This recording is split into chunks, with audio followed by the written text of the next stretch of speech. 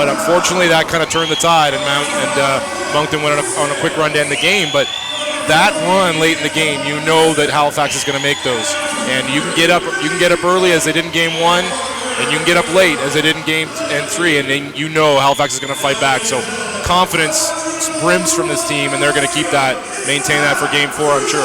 Get ready now for the introduction of the home side Moncton Magic. And a couple of housekeeping items, Dave. You mentioned Ramel Brown. He progressed quite well over the last couple of days, so he will be in the lineup tonight for the Halifax Hurricanes. And again, in all of the confusion that took place in that incident late in the game, just want to make a clarification. Coach Mike Letsley of the Halifax Hurricanes did not, I repeat, did not receive a technical as part of that series of events that took place at the end of the game. It went to his bench. So just wanted to make that little bit of housekeeping and make a clarification on that as well. And one piece of clarification on top of that about that is we've had questions about whether the assistant coach in question would be allowed to be assistant coach tonight, because usually that comes with some sort of a suspension, because he was assessed both of those technicals by referee Danny Patterson. But it is league discretion as to whether to actually follow through with a suspension. It's not mandatory. So I think probably they felt, given the circumstance, it looking like his player was injured, and he doesn't have a history of that sort of thing, I think they just kind of are waiving that part of it. So here come the introductions, and Corey Allman to start. Of course, just a reminder as well, Al Stewart rolling his ankle in game 2 in Halifax.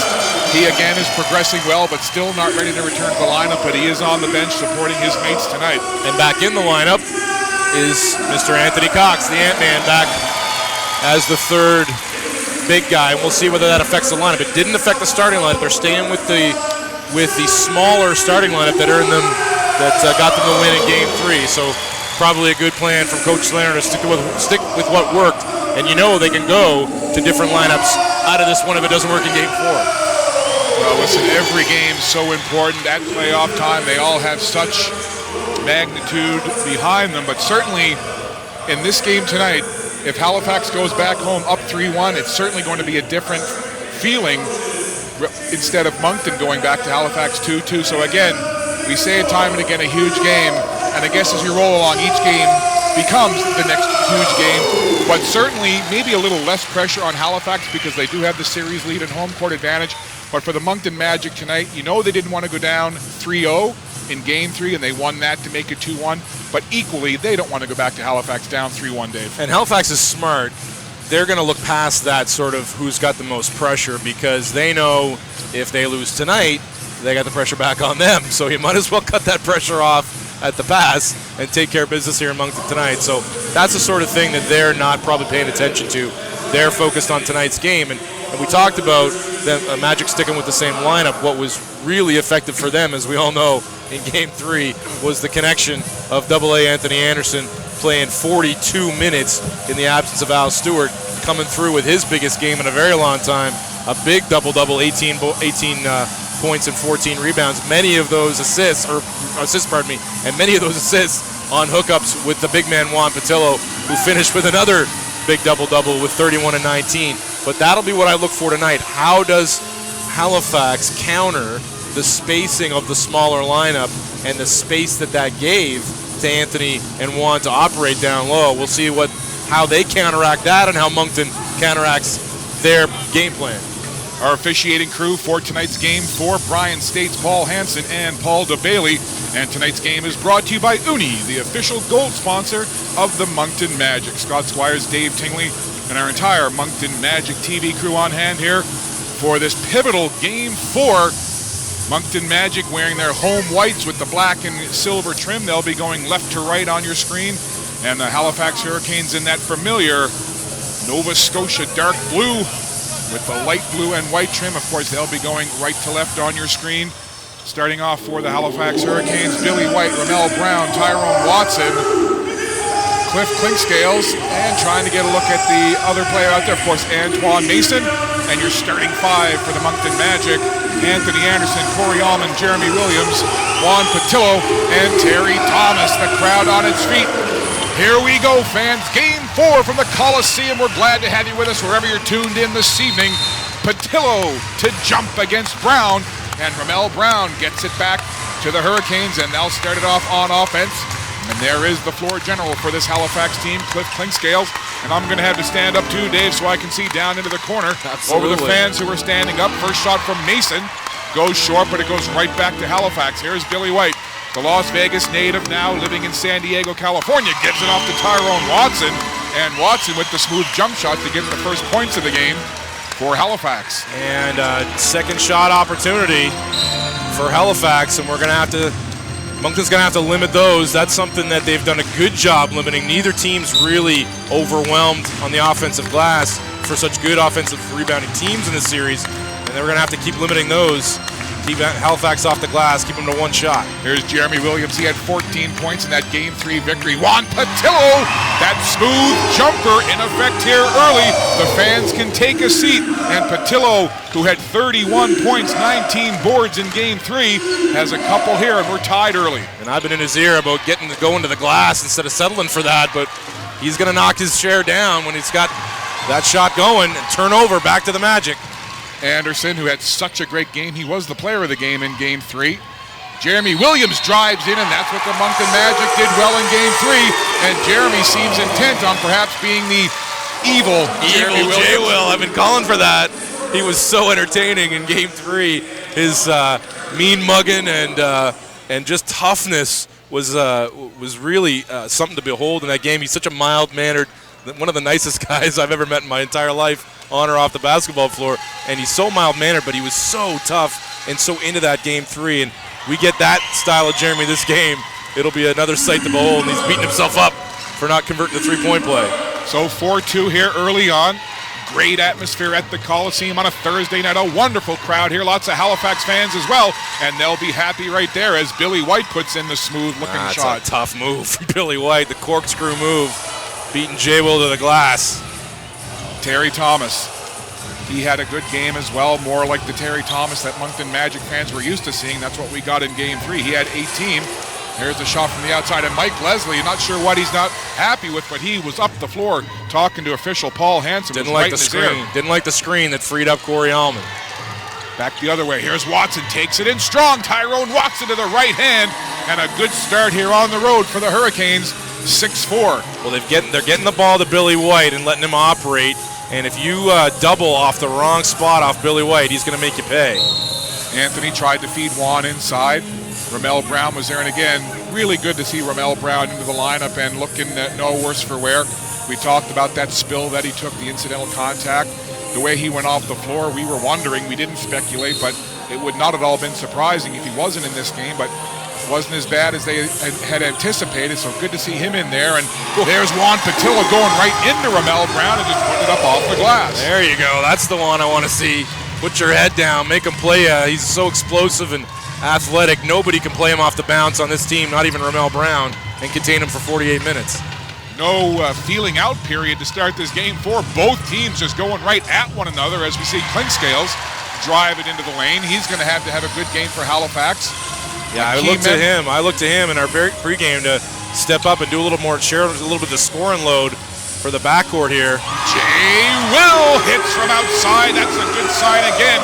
If you can get Jeremy engaged offensively and defensively, a good sign for the Magic. Playoff J-Will. He's lifted his game in the playoffs, and he continues to get better and better.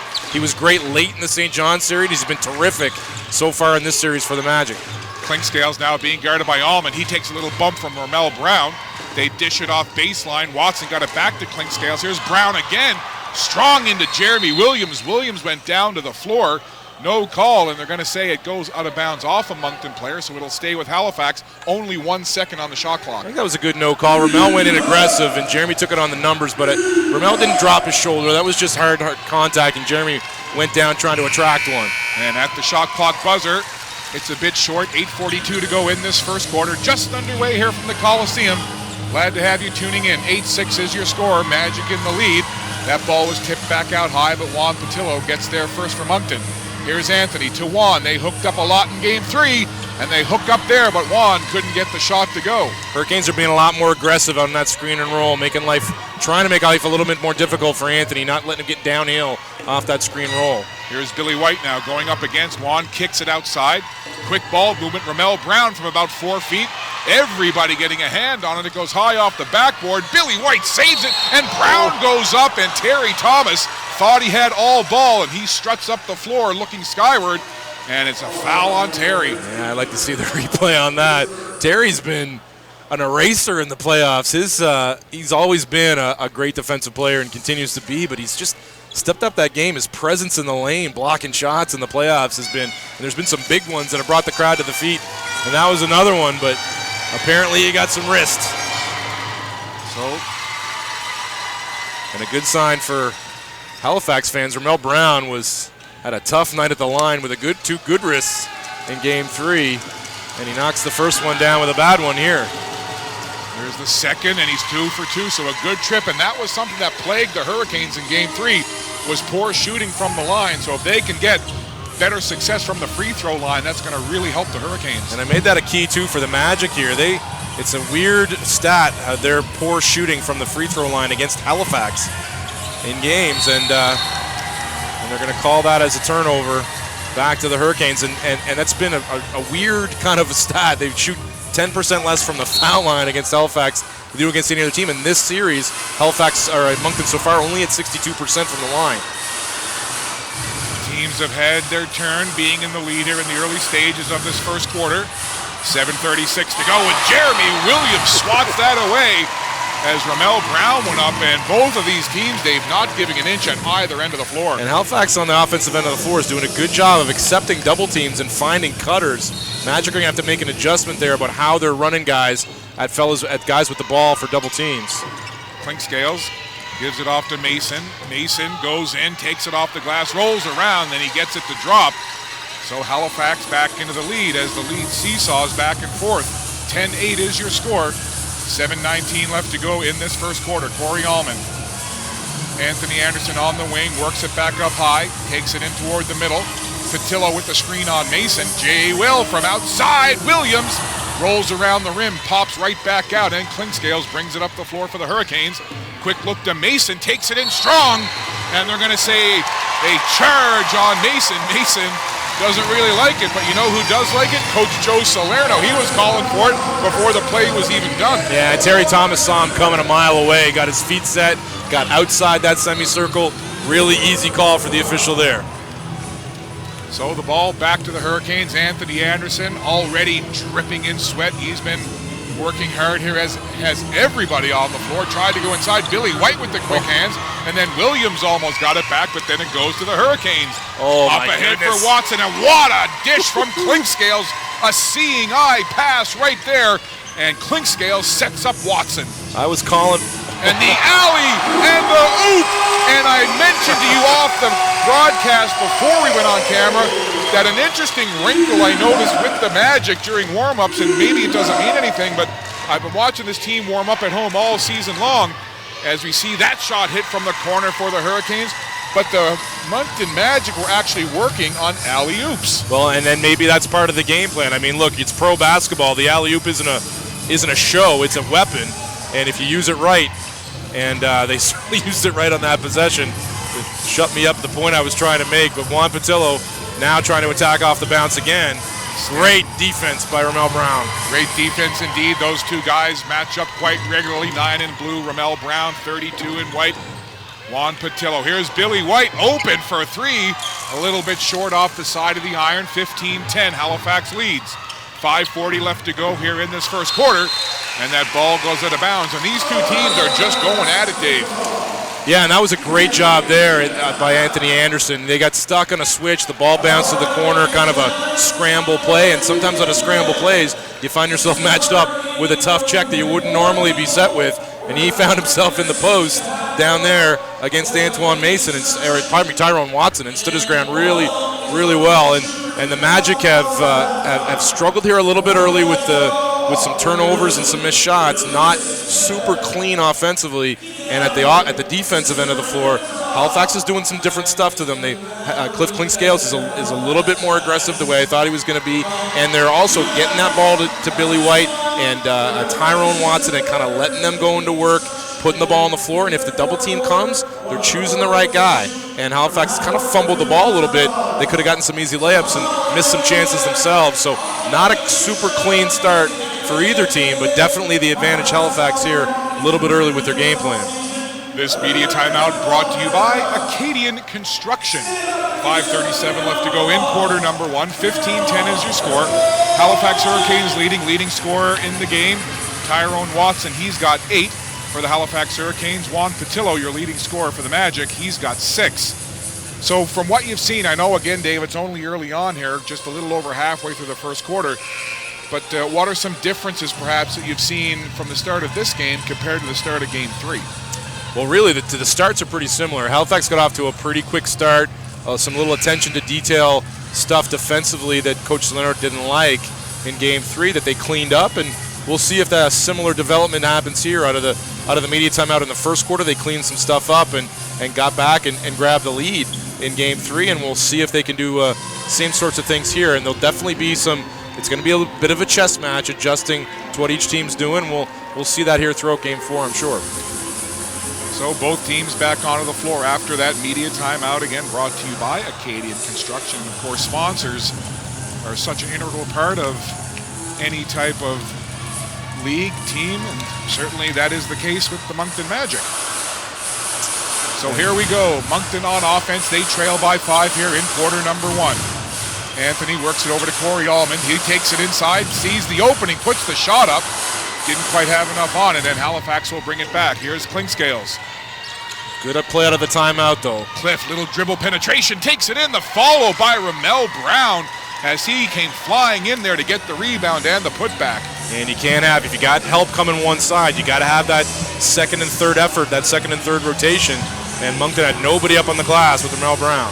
Jeremy Williams sees the shot, takes it from the corner. Again, close but no cigar right there for Jeremy, and here come Halifax again. Largest lead of the game right now for the Hurricanes, and it stands at 7. They just work it now in their half court. Mason up high, Anthony Anderson guards him. Ramel Brown comes out with the little pick. Now it's Billy White. Williams eyes right into the chest of Billy White. He kicks it to Mason, wide open for 3 from distance. Well outside the arc, shot's no good. Terry with the defensive rebound. He goes behind the back. Terry spots up, puts it up, and hits it for 3. Terry Thomas with the triple. Terry was feeling it from long range in Game 3, but had some limited opportunities. Had to step off the floor a little bit with some foul trouble, but you could tell he's still feeling it. And Cliff Clinkscales is looking to. I talked about him. He watched AA have a throwback game in Game 3. He had to figure he's going to take that personally, and he is so far tonight. Look at Anthony working in there against Mason, and Anthony Mason loving the defense, points at the crest on his chest and says, that's how you do it. Yeah, and that's a good call because Anthony did pin it against his hip, but I think Coach Salerno is getting in the ear of the officials about the bumping and physical play from Antoine Mason that kind of forced that play out of AA. Both teams have brought the playoff intensity here tonight in quarter 1, no question about it. 6-point lead for the Hurricanes, 3:50 to go in the first. Billy White, that's Ronaldo Dixon now, 22, not 23. Dixon gets it right back from about 23 feet. Shot was no good. Look at Watson fight for the rebound. Down on the sideline there, Anthony Anderson did a good job of stopping just in time to keep that alive for the Magic. Anthony goes one way, back the other, gives it off to Taylor, puts up the short shot, and Denzel is good from 5 feet. Oh, that's such a pretty play by AA. That's where you normally expect him to get his body into that defender, throw that ball a little bit, try to get himself to the line, but he recognized he was in a little bit of trouble. Denzel Taylor made himself available, and with the delivery. There's no question that we are seeing a whole other level of Anthony Anderson here in Game 3 and now through the first almost full quarter of Game 4. Mike Poole into the contest now for the Hurricanes. He wears 10 in blue, and he has been a big thorn in the side of the Magic, no doubt about it. He's been their best player in this series so far. There's no doubt. Ronaldo Dixon gets on the board with a nice jump shot. And Jeremy Williams pointed himself, said, I got to close out better on that, and he's right. That's the one place that Ronaldo Dixon can hurt you. Here's Denzel to the right hand over top of the basket. Mike Poole with the rebound, 21-15, and look at Denzel from behind. 2-on-1, Terry's got Anthony, back to Terry, off glass and in. The give and go, the great defense at one end, and the good finish at the other. Denzel didn't give up on that play, missed a shot he'd like to have back, but didn't sulk, got back, and then he took one on the numbers. And no charge, no call. Billy White was even looking over just to make sure there was no call. And Coach Joe Salerno has gone from being incensed to just shaking his head in disgust. And Denzel Taylor answers right back the other way. Holy moly, it's like a track meet out there. End to end right now, that's right. And again, just a good reaction from Moncton. Let Coach Salerno work the officials. You just play hard. And they did. They didn't hang their heads. They just got down to business at the other end of the floor. This is good, hard-nosed, intense playoff basketball as Antoine Mason hits another, and he's nodding the head and smiling, going back up the floor for Halifax. And he's decided to get himself down into the post a little bit as well tonight. Here's Jeremy slashing through the lane, puts it up. And he was contested. Williams down to the floor. Clinkscales all by himself with the left hand up and in. And Coach Salerno again looking over across the floor at the referee, Brian States, with his hands out saying, what is happening here? It's lots of contact with no call, that's for sure. And now Mike Leslie at the other end. So Dave, certainly the story in this one early on has been the intensity from both sides, but the referees have inserted themselves into this game a lot more than we saw in Game 3. By not inserting themselves into the game so far. I mean, that's 4 total foul calls here in 10.5 minutes in a pretty physical game so far. So both ways, they're swallowing the whistle. You like to see maybe guys earn their way to the line here if they deserve it. And look to me like Jeremy Williams did the last time down the floor. Thomas sees the opportunity, and again Terry on the near side this time with 3 more, and he claps the hands, talking to Mike Poole coming up the floor saying, you can't guard me. He is ultra confident from that line right now. He just needs a sliver of daylight to get that shot off, and it's money right now for Terry from 3. 27-22, 102 left to play, quarter 1. It's been a good one. Dixon down low takes it up, and he's going to draw the foul, and there is finally a whistle. And there's some miscommunication there on that kind of a simple screen roll play there. A pretty easy pocket pass to Ronaldo Dixon and forced Denzel Taylor to give him a knock and put him at the line. Only 1 on Denzel. So Ronaldo Dixon shooting free throws here. He hits the first. That makes it 28-22. 59 seconds left on the clock here in a very entertaining quarter number 1. And a number I'm looking at right now so far, 5 offensive rebounds for Halifax and none for the Magic. That's probably the difference in the scoreline. Their second chance points. So Dixon with his first 2 points of the game, and they come from the line. Lead now up to 7. Matches the largest lead of the game for the Hurricanes. 45 seconds to go in the quarter. Look at Terry. Tried to take it baseline, throws it all the way back out to Jason Caliste. And Zimmerman, who's into the game, gets the interception. Good play by Zimmerman. To Dixon down low. Mason is there, and the easy bucket for Mason. Good defense by Zimmerman, and the Hurricanes convert. And now the lead up to 9. Yeah, that's a little bit too physical from Zimmerman on the inbounds. He's going to earn himself 1, but the Halifax Hurricanes are playing to the whistle. They understand how this game's being called right now. And that's going to be called on Anthony Anderson on a shove on Antoine Mason. Getting his grill, and Antoine's got that mean mug on, and the boys are exchanging some words with Coach Salerno. Is Antoine Mason. Everybody has brought their game face tonight, Dave, no doubt about it. I mean, we got a great position here on our broadcast position at mid-court, and you can just sense the intensity overflowing from the hardwood right over to the sideline. And Anthony Anderson is not having Antoine Mason's mess. And now he's earned himself a second call. And the referee let him go once. Antoine gave him a shove in the back, and they gave him 1, but the second shove. But I think Anthony's sending a message to Antoine. You're going to play this way. I'm going to go back at you. And we'll see if the referees, how much they call this stuff. And Mason right now, the best answer he can give is to hit a bucket. He does, and then he's chirping right back towards double A. There is so much mess being talked right now on this floor. It is unreal. And now Anthony goes right at Anderson, and Patillo gave a little shove from behind. And that's what I think Antoine Mason is saying, is that he took contact from behind and went into double A. And this is the trouble that the Magic players have with Antoine Mason, is he's giving it, and then he takes one, and he can't stand it, and he's getting in the referee's ear. And that's been kind of the source of frustration here with the Magic with Antoine Mason's play, and I can get it. So the largest lead of the game right now and it stands at 11 points. 6 seconds on the game clock here. That's all Moncton has to work with. Anthony steps back, jump shot up, and it doesn't go, and the first quarter comes to an end. An electrifying pace as both teams were just going at it in the trenches. But a very good quarter, certainly for the visitors from Halifax, the Hurricanes, with an 11-point lead, 33-22, Dave. And they're playing better to the referee's whistle. What I mean by that is they are the way the game is being called. They've adapted better to that style. They've gotten to the line 4 times. Moncton only once. Moncton's turned the ball over 4 times, and some of that is just his toughness with the ball. They've gotten into the paint and grabbed 5 offensive rebounds to none for the Magic. So those toughness and hustle stats are trending back towards the Hurricanes the way they did in Game 3. And the Moncton Magic are going to have to respond here. They're going to have to push back, and not literally pushing back the way Anthony did, throwing Antoine Mason to the floor. They're going to have to play smart, tough, and get back into the game that way at both ends of the floor. So this first quarter break brought to you by Doyle Corporate Image. Local Moncton company has your answer for all of your branding needs. Doyle Corporate Image.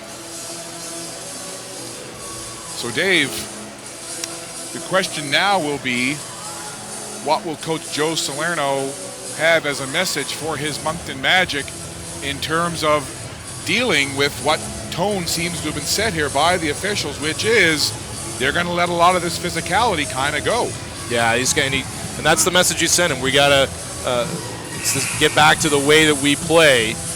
We didn't look like ourselves again, and it's more that Game 3 Game 2 kind of look. We didn't look like ourselves down in Halifax in Game 2. We didn't look like ourselves in that quarter. We know how we need to play to balance out the physicality of Halifax, and because we are as physical as they are, and if we play smart and tough, then we'll be right back into this game. And this game's going to be a game of runs. And just as the Halifax Hurricanes are that team that if they haven't made a run yet, it's just because it hasn't happened. It's the same thing for this Magic team. You know this game isn't going to be. This game's going to come down to the fourth quarter, and you know this run's coming. It's just a matter of when and how they get it done. Leading scorer Antoine Mason for the Halifax Hurricanes. He's got a game-high 9 on 4 of 7 shooting. He does have 2 fouls, and for the Moncton Magic, Terry Thomas and Juan Patillo, both with 6 points. And in terms of fouls, Anthony Anderson has picked up a couple in that first quarter for the Moncton Magic. So Moncton will inbound here to start this second quarter. 33-22 is the lead for the Hurricanes. And we mentioned before the game how important Corey Allman and Jason Kalise's minutes would be with Al Stewart out for a second straight game, and how Corey would have to make some plays for themselves. And now you see with Anthony with 2 fouls, Corey is the primary ball handler, and we'll see what's going on here with the. So referee Paul DeBailey was over at the scorekeeper's table. I'm not sure exactly what the discussion was. They were trying to sort something out. Mike Leslie was there just moments before, so perhaps he noticed something. Maybe, I don't know if it was possession arrow. However, we are underway, and there's Mike Poole again. And right now, Halifax seems to be doing a really good job of anticipating those cross-court passes up high by the Magic. They're playing the passing lanes. Another adjustment Moncton's going to have to make. Little backdoor movement, little dribble handoff, whatever it's going to be. There's things you can do, and there's Jason Kalise. Kalise is Cathreased for the first time. 2 in white with 3 for the Magic, 33-25. So neither Kalise nor Allman scored in the first quarter. That's the first points out of that 2 spot for the Magic, and Jason gave a tap to Denzel on the way back on his chest. Nice screen, big boy. Here's Halifax again working that ball on the perimeter. Zimmerman, time winding down. 2 seconds on the shot clock. Watson drives it in. Good job on the defensive end by the Magic as they ran Halifax out of time. So back-to-back possessions. I love what Coach Salerno said on your Magic Time podcast this week about getting kills, about having those 3 consecutive possessions where you're killing the offensive momentum, they call it. They call them kills. We'll see if they can kind of group defensive stops here together, climb back in the game that way. So the lead currently stands at 8 for Halifax. Mike Poole out on Kalise, swings it over to Patillo. Ronaldo Dixon putting a hand on Juan. Now it's Terry. Terry goes to the left, puts the shot up, and he gets it to go from 7 feet. Terry Thomas having himself a good first half. And Corey's kind of got that mentality. We're down. You see this so often from him. We're down. Put you on my back. Let's carry you. Well, that's another miss for the Hurricanes. Counted as a stop, and here comes Terry again. Terry like a freight train through the lane, but again, there's Halifax playing the passing lanes. Poole with the interception. And a couple of times, Moncton's found themselves up in the air trying to make passing decisions. Anthony Anderson in the first quarter, and Terry here. You can't get up in the air without knowing what you're going to do with it. 10:20 left in this half. Nice lob inside for Billy White. Two defenders on him, but Billy uses that length, and he gets inside, leans in, and gets the bucket. That's too easy. If you're going to get around on Billy and force the ball over the top, you got to have help behind you, and neither thing was in place there for the Magic on that possession. Too easy for Billy White. 35-27 is your score. Here's Corey, fakes the shot, gives it to Juan. That's his spot. A little bit short on that one, but he likes to get in there from around anywhere from 10 to 16 feet. He finds an opening there. Juan Patillo will take the shot. That's the situation where he's got to attack. He can't settle for that with that much open space. And there's Zimmerman rolling it around, and Patillo grabs that rebound. Corey Allman now takes it up the floor. Zimmerman trying to keep up with him. Corey, little baby hook shot. Corey Allman, sweet looking finish there for three and White. Now you see one go down with a shooter like Corey. We've seen it so often the second half of the season, the playoffs. One of those goes down, and then you see the second, the third, the fourth go in. We'll see if Corey that gets him going. Mike Poole has it stripped, but it stays with Halifax. Poole from way out high off the front of the rim, and it goes out of bounds, and they're going to say last touch by the Hurricanes. So Jeremy Williams will check into the game for Moncton. Ramel Brown and Antoine Mason back onto the floor for Halifax. Ronaldo Dixon and Mike Poole take a seat. Denzel Taylor will take a seat for Moncton. And just what the doctor ordered offensively here for the Magic to start the second quarter. And Corey being that primary ball handler, filling that role of AA really well here so far. Nice little fake there. Allman does get it up for Patillo, and absolutely anticipated beautifully by Billy White. And Watson back the other way, but he missed the layup. There we go, back the other way. Patillo dishes to Caliste. He takes a step to his left, and he'll just slow it down now. What a frenetic pace here. Patillo, nice little move. Look at the handles on that big man. Goes right into Watson. Good battle there. Patillo floats it up. Williams with the follow and has it stripped there. But again, good effort underneath. Patillo at first, and then Williams. And Tyrone Watson, doesn't matter if he's guarding a point guard or the biggest guy in the league. It doesn't matter. He's going to make life miserable for you. And he did a terrific job with Patillo in that possession. And even so, Patillo, nice move. Got a soft shot off the rim, but had it help coming over, did Halifax, and nobody on Jeremy Williams for the easy follow-up, and he's going to the line. Jeremy, 4 points on the night. This is his his second trip to the line. He's 0 for 2 now as Jay Will at the line. Looking to get one here and have his point total boost up to 5. Williams does indeed hit the back end, so that cuts the lead now to 5. Halifax has led for the majority of this first half, but right now what was once an 11-point lead has been cut to 5. Here's Billy White. Watson calls for the little switch with Zimmerman, puts the shot up for 3, and Zimmerman money from outside the arc. And that was just really good offense. There was nothing wrong with that defensive possession. They countered all the motion movement that Halifax had through the early part and had a hand up in that 3, and it's just too good from Taquan Zimmerman. Corey bounced past to Terry, step back, a little bit too much on the shot. It goes over top of the basket. Here comes Mason now in through 4 defenders, and somehow Mason thought he could maybe find a way through 4 white jerseys, but it got stripped. Yeah, that's never going to get called. You're trying to force yourself 1-on-4, and if he'd have stopped looking for a call and played the play through, he might have had a layup the way the ball was bouncing right at his feet. First time we've seen Theon Reefer into the game. He wears 15 in blue. I thought maybe Halifax would go a little deeper tonight. They played only basically 7 guys. The 8th guy in Game 3 was Ronaldo Dixon with only 6 minutes. So here's Zimmerman now. Nice little move around the defender. Leans in from 5 feet.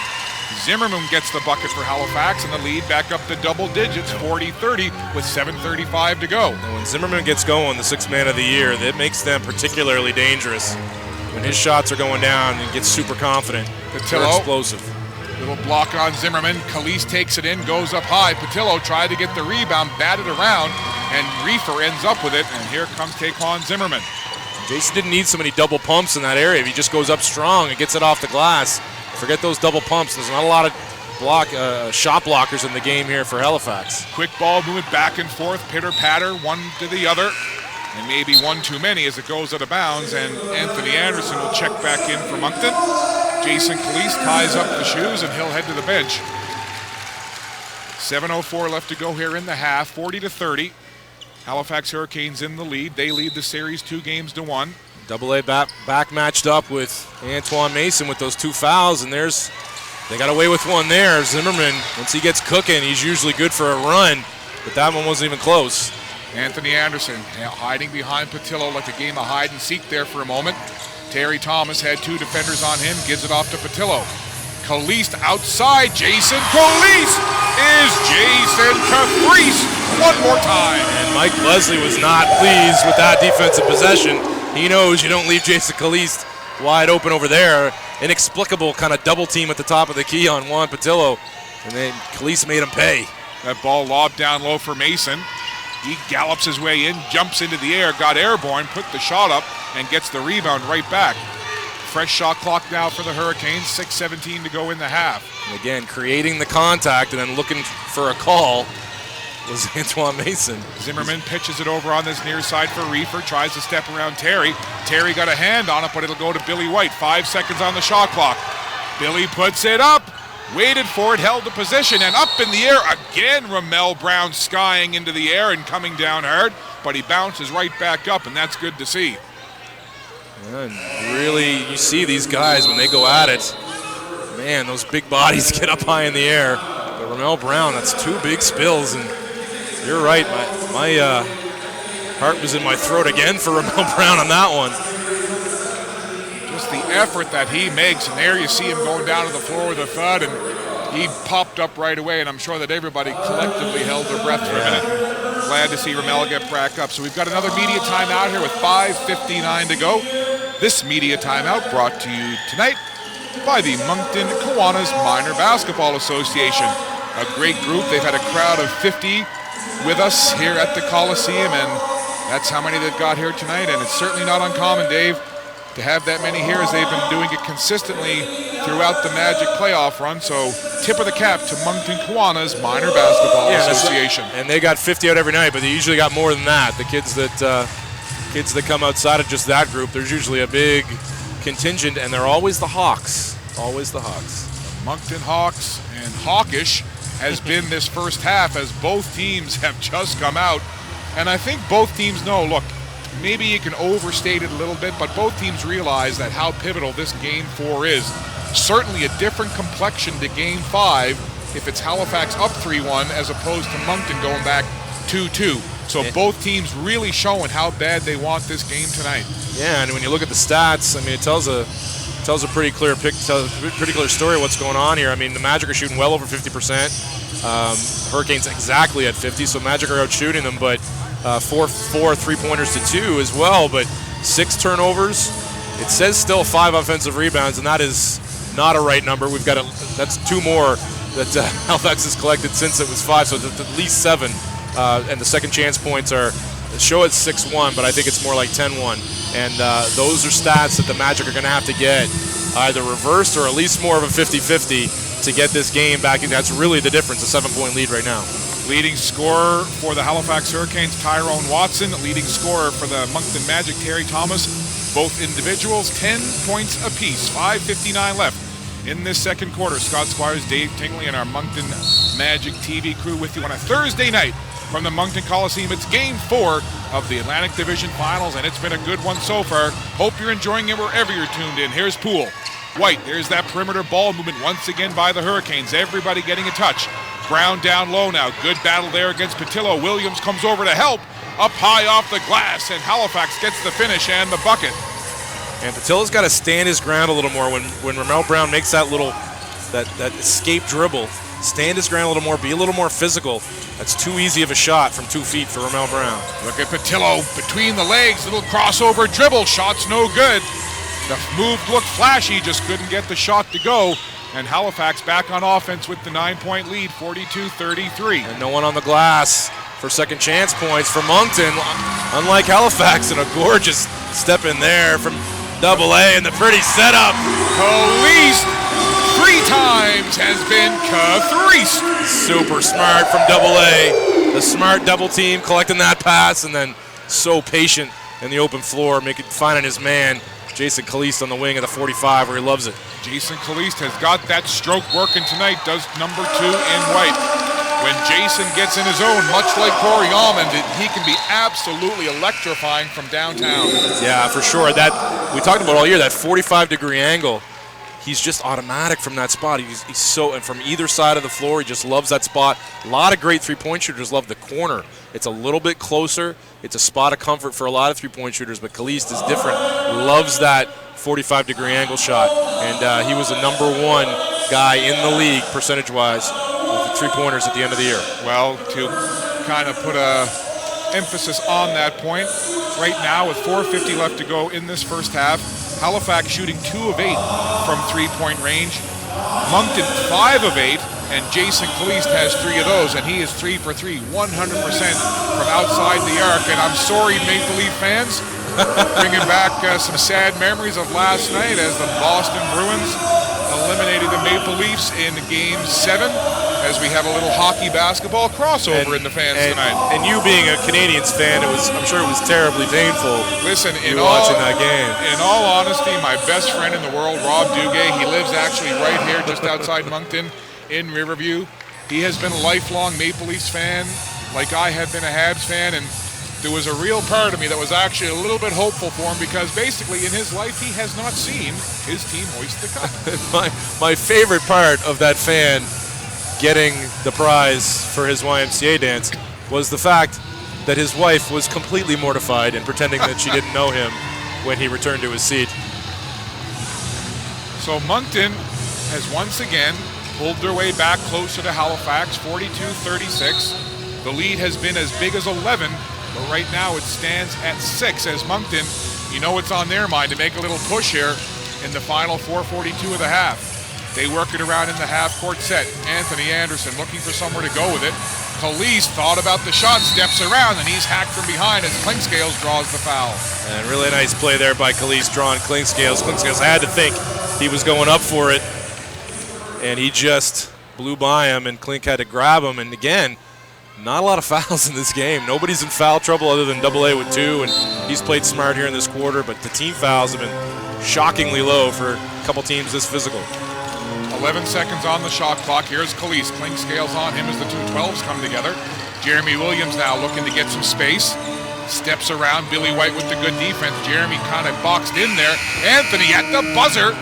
Couldn't get it to go. It turned over. Here come the Hurricanes back the other way. Terrific defensive possession there by Halifax, giving no quarter, and Jaywell trying to operate down low. Got nothing going against Billy White. And Billy White, speaking of 23 in blue, goes in, contorts the body, leans to his left, and gets the tough finish and the bucket. The hang time from Billy White. Gorgeous on the kiss. Anthony now to Jeremy Williams. Dribble penetration to the right hand, and Ramel Brown denies. Back comes Clinkscales. Mike Poole now stops, pops, and he gets it to drop for Halifax, and all of a sudden, the lead back up to 10. Yeah, now it's Halifax grouping together stops at this end of the floor and getting out and running a little bit. Anthony Anderson looking for some space, using Patillo again as that screen. Mason gets away, challenges to Caliste, now back to Anderson. 7 seconds on the shot clock. Anderson steps back, puts up the shot, no good, and Poole gets the rebound. Anthony had the good look, just couldn't get the range. He's been so ice cold from the field. He's been super effective getting into the lane, but ice cold with his jumper. And that shot from Poole over on the sideline falls just a little bit short.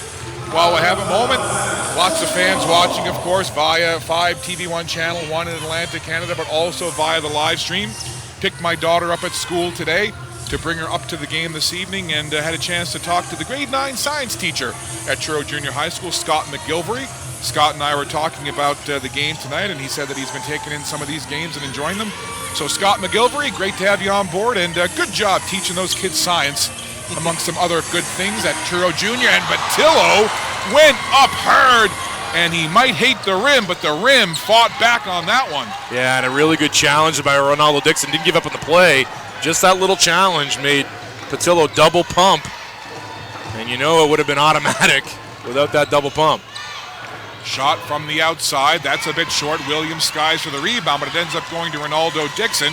Clinkscales now. Nice pass inside. A laser beam to Tyrone Watson, and Watson with the finish. Yeah, and this is rapidly becoming the main point of tonight's game is the offensive boards, and it is now again on our stats line. It says 6, but that is grossly undervalued. There are way more offensive rebounds than that for Halifax, and Moncton just very kind of bogged down on the offensive end too. Kind of going one-on-one late in the clock, trying to create shots instead of sharing the ball, moving it. And speaking of moving it, there's Halifax moving that ball again. Dixon steps into an opening.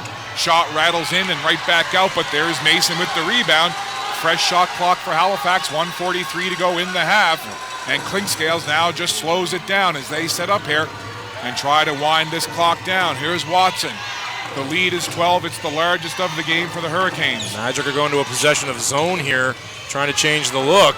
And cradling that ball, trying to take it up, and Poole gets the rebound, drives in, and there for the follow, and the putback again, cleaning up the glass offensively. Tyrone Watson and Coach Joe Salerno not at all liking the way that he's seeing this play out. The lead now up to 14, and again, to emphasize, it is now one more time the largest lead for the Hurricanes. 50-36, 1:23 to go in the half. And it's just a matter of toughness. This is when the Magic are not the tougher team on the floor, they get run over, and they're getting run over right now by a Halifax squad that is just defiant on the offensive glass, getting there. It's been 3-4 consecutive possessions now. They've created second chance opportunities, and you cannot give that to a team like Halifax on the offensive end of the floor. They are stuck in the mud. They are just not sharing the ball. The ball is not humming around the perimeter, and they are not making Halifax work, and they are not crashing the glass. There's no second effort there at that point for the Moncton Magic. Just the whole recipe right now adds up to a 14-point deficit here with a minute and a half remaining. So we'll see what the Moncton Magic come out of their timeout with. And if you're Coach Mike Leslie, I don't think there's too much to be upset about having put 50 points up on the board against one of the top defensive teams in the regular year, the Moncton Magic. But again, 14 points the lead, 1:23 to go. Want to remind you fans as well, stick around right at the end of the half as quickly as I can. I'm going to speak to one of the coaches from the Moncton Magic. And I say one of the coaches because, well, it's been a mixture of Mitch Rowley. It's been Todd McKillop. So I'm not sure who I'll get tonight, but it'll be one of those gentlemen talking about the first half effort. And we're missing an assistant coach tonight who's been watching us on the live stream. Indeed. And you should mention him, Mr. Matty Robertson. Absolutely. I know Matt has been taking in the games online and been chatting with us via Messenger. So, Matt, if you're watching tonight, buddy, we certainly miss your GQ-like looks here at the Coliseum, but great to know that you're watching. So here we go. Moncton with possession here, looking to chip away at this 14-point advantage and get a little closer before the end of the half. Williams steps back against Watson. Shot's no good. Patillo with the follow, and he'll go to the line to shoot one, and Juan, like a kid at a playground, hanging off the rim and enjoying the hang time. Oof, that is rough. You got to give all kinds of credit to Juan there. He spun off Ronaldo Dixon, who was trying to be diligent with his box out, but when Juan gets his mind to it, he is just too athletic, too much of a handful for any of these frontline guys. So Patillo does indeed complete the three-point play. That makes it 11 now, the lead for Halifax. Under 60 seconds left here in the half. Zimmerman all the way over here and saved by a fan to my left. I had the hands ready though, Dave. Saved your life. Saved your life. Great job by the fans just to our left. Courtside seats. They've been here all season long. Yeah. Almost feel like we should invite them over for dinner sometime. Sure, yeah. They're practically on our laps here during these games. Well, with 52.8 to go, you talk about that psychological barrier of the double-digit lead. I'm sure right now for the Moncton Magic, their goal is to go to the break inside double digits. Look at Anthony take it into the paint, to follow by Juan Patillo, and they were big-time players in Game 3, and they were coming together there. Anthony with the great dribble penetration, and then Patillo with the follow. Felt like it was Tuesday night again. Anthony just breaking ankles at the top of the key, and Juan with a great second effort. That's 2 in a row from him, and almost another turnover there. And then it is at this side of the floor. It is. And that pass, and Clinkscale's just kind of shaking the head, talking to himself. So a nice little pushback here by the Moncton Magic, as Antoine Mason's going to check back in for the final 19.4. So the shot clock will be off, but a chance now for the Moncton Magic, who just moments ago, with 1:23 left, Dave, they were trailing by 14. Now it's a 9-point game and a chance for them to get some points here with the final possession of the half. And they've got fouls to give, and I can see Leslie and Clinkscale's talking about it. They got fouls to give, but they don't give it. Jeremy in the corner. There's Juan trying to get it. And he was grabbed onto by Ronaldo Dixon. Couldn't free up the ball in time. Williams had the look from the corner. But a nice little pushback by the Moncton Magic at the end. 50-41, 9-point lead for the Halifax Hurricanes. Stay with us. I'm going to talk to assistant coach Todd McKillop in just a moment. So again, 9-point lead for the Hurricanes. We're going to step aside here, and I'm going to talk to Coach McKillop in about, I would say, 15 seconds.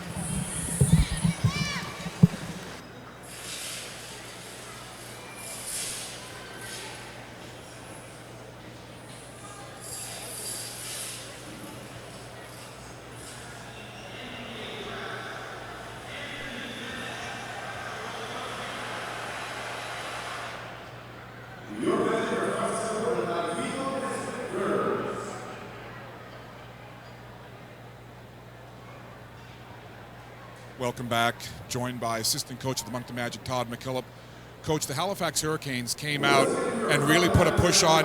They really were working the ball, everybody getting a touch, working the ball on the perimeter. What do you have to do in the second half to slow them down offensively? We just need to push out on defense a little, push them out of their comfort zone, and then we got to keep them off the glass. We knew they were going to come a lot of energy, play a lot really physical, but they're going at the offensive boards hard. We can take that away, then we get to run a little more, we get to get our game going. You guys made a nice little push at the end to cut it inside double digits, trailing by 9 at the half. What are a couple of adjustments you need to make offensively in the second half? Well, we just have to be a little more patient. We've run a lot of pick and roll. Our off-ball movement's got to get a little better to create a little extra pass on the other side. We did it a couple times really well. We just got to get back to it. Coach Todd McKillop, thanks for doing this, and good luck in the second half. Okay, thanks, guys. That's Coach Todd McKillop, 50-41, Moncton Magic trail. Second half coming up in just a bit.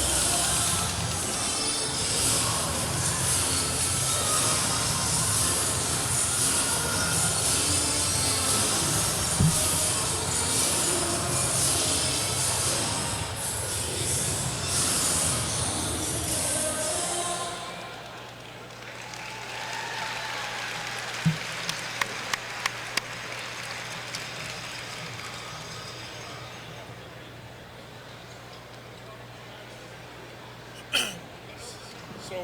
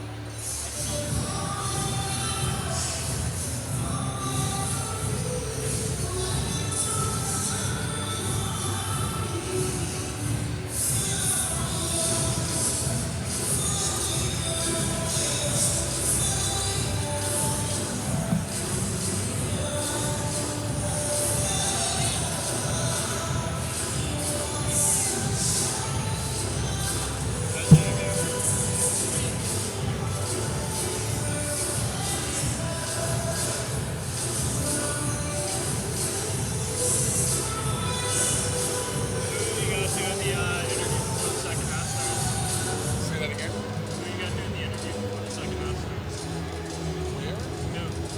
Typically, well, Coach Leslie did it last game, so I'm sure it'll be Mike again. He's usually very good about it.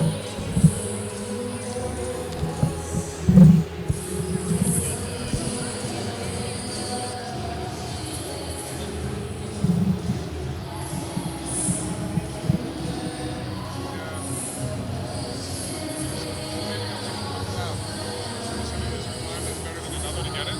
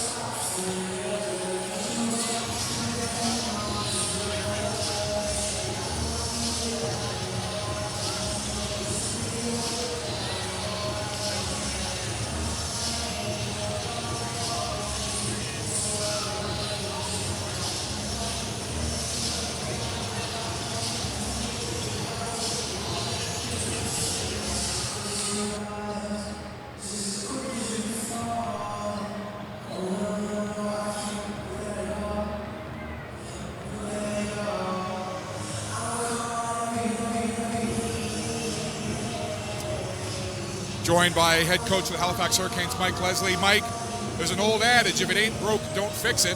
Lots to like about what your Hurricanes did in that first half, but what are some things that you'd like to see your guys do better? Still like to see us finish at the rim a little bit better. We missed some stuff early on.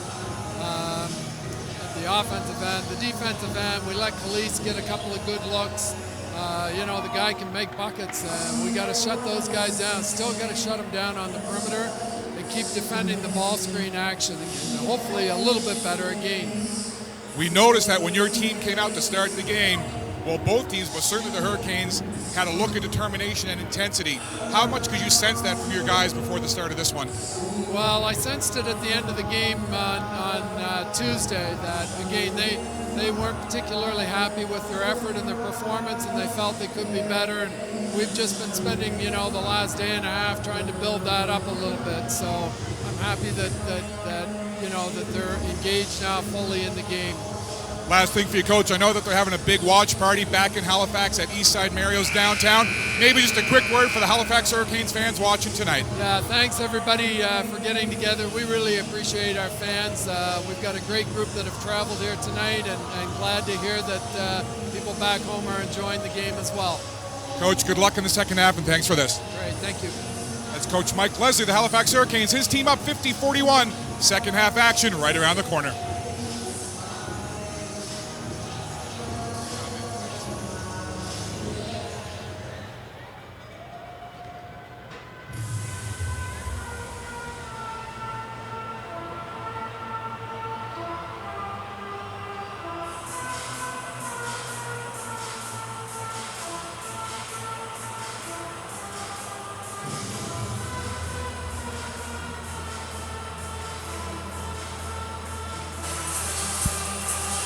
I want to say a big thank you to both coaches, Todd McKillop from the Moncton Magic and Mike Leslie from the Halifax Hurricanes, for joining us at the half. And Dave, as we are just about set for the start of the second half, Moncton made a bit of a push toward the end of that first half to get it inside double digits. But what are a couple of things you'd like to see Moncton do differently, or maybe from your perspective a little better in the second half? Well, I mean, it all comes down right now to the toughness stats, and I mean, the offensive glass is the entire story right now. And a guy like Tyrone Watson, doing great work down there. Other guys, Antoine Mason gathering in some loose balls. They're just not sticking their box outs. The shot goes up, they're watching the ball. They're not putting their butt into somebody and forcing them away from the hoop and gathering up those loose balls. And that's really the difference. That's a 9-point difference right now for sure, just on second chance points. So we are just about set to go. Leading scorers for the game in the first half, Tyrone Watson with 14 for Halifax, Juan Patillo with 11 for Moncton, and we are underway in the second half. Scott Squires, Dave Tingley, our Moncton Magic TV crew, glad to have you with us. It's Game 4 of the Atlantic Division Finals. Hurricanes lead 2-1, and they lead by 9 as we start half number 2. And look at Billy White go inside, and Jeremy says no. Yeah, this is I like starting the second half on the defensive end for the Magic to set a tone here, and that this is going to be a different story in the second half, and we'll see if they make a statement here with a stop. 9 seconds on the shot clock as Clinkscales gets it into Mason. Little bump there against Anthony Anderson. 4 seconds on the shot clock. Mason, awkward looking shot, no good. Williams up over top of Ramel Brown to grab that rebound. And here comes Moncton now with a chance to get a little bit closer. Great box out by J-Will, a wrecking crew on that defensive possession for his squad. Terry Thomas had a pretty good first half offensively. Steps back there. Brown denies. Good stop down. Billy White comes up the floor. Look at Billy.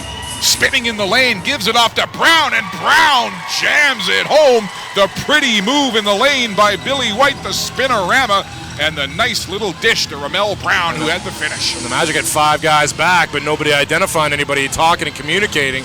Ramel Brown got lost in the shuffle. Tough to do with such a big guy. Terry Thomas over top of everything, right into the hands of Billy White, and here they come again. The Hurricanes underneath, doing the splits in the air was Antoine Mason.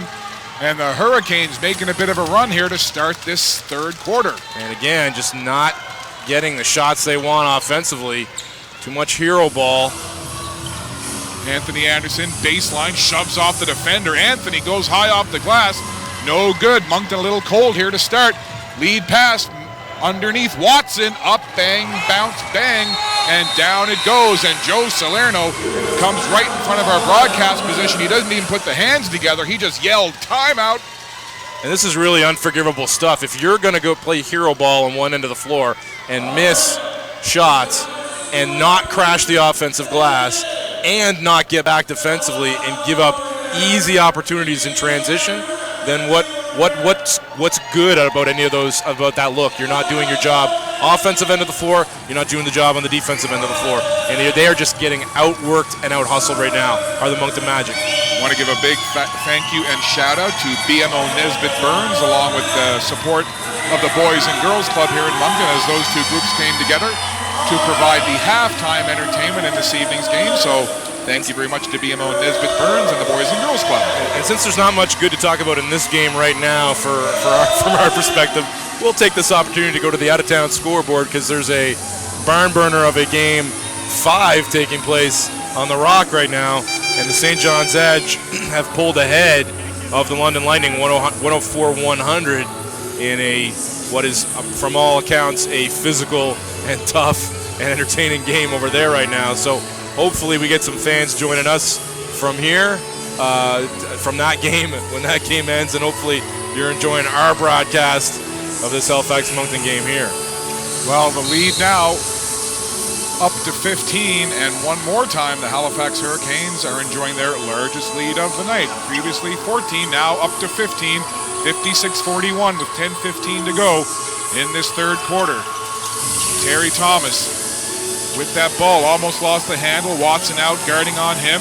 Patillo with the screen. Ramel Brown switches out on the defense, and he'll go to the line to shoot two as a good effort as Terry Thomas bowled his way in toward the basket and forced Brown to take the foul. Yeah, it's tough on Ramel Brown to ask him to play 10 seconds of defense with all those crossovers and all those moves from Terry Thomas. He's going to be tough to contain for a big guy like Brown, and Terry did the smart thing, attack the glass.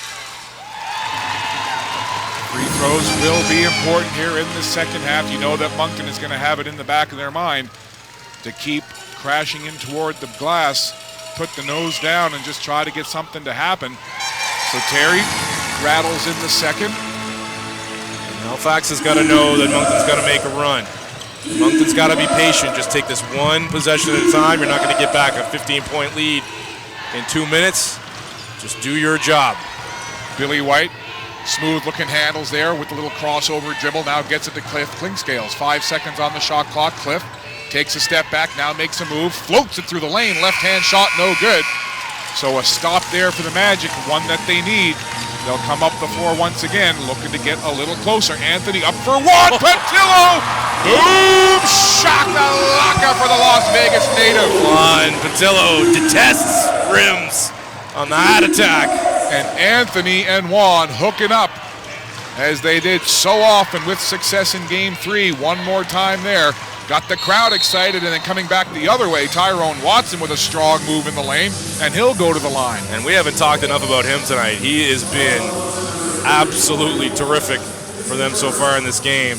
8 for 9 from the floor is Tyrone Watson for 16 points to lead the team, and he also leads them with 7 boards, and he was the main guy around the offensive glass in the first half was Mr. Watson. Hits there from the line. And his biggest fan is joining us from Halifax. Absolutely. Scott. Had a chance to talk to Dakota Smeltzer earlier in the game. She was there with a couple of other Halifax Hurricanes fans. And should actually mention a very good contingent of Hurricanes fans in the building here tonight. And certainly Dakota Smeltzer, one of those. And she is indeed a huge fan of Mr. Tyrone Watson. Wears the number 1 of Mr. Watson, calls herself his number 1 fan, and backs it up.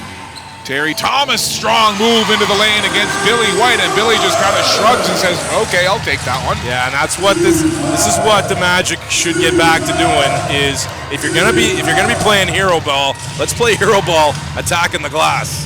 And Cliff Klingscales emphatically calling out the offense to his team, and Corey Allman, great hands on defense. Patillo gallops up the floor. Corey from outside. Corey Allman make the connection down south. He's calling home for 3. That is a huge shot for both Corey Allman and for the Magic.